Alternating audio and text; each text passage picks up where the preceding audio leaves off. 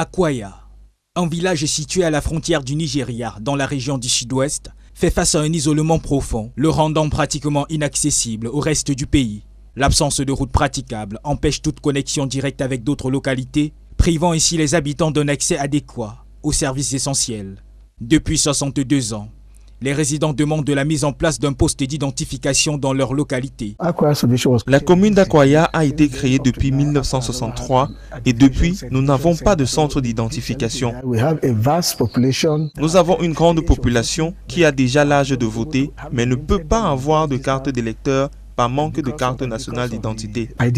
Le maire, Ekwale Martin, souligne que l'obtention d'une carte nationale d'identité nécessite un périple de près de 15 km à pied jusqu'à Manfé, où se trouve le centre d'identification le plus proche. Quelqu'un doit marcher près de 150 km pour aller à Manfé où se trouvait le centre d'identification. Mais parfois, arrivé à Manfé, on nous prend pour des Nigérians. Il y a aussi les dangers de la route, les agressions et autres. Pour ceux qui optent pour un moyen de transport, le coût du trajet peut atteindre 60 000 francs et plus. Une somme exorbitante pour la majorité des habitants.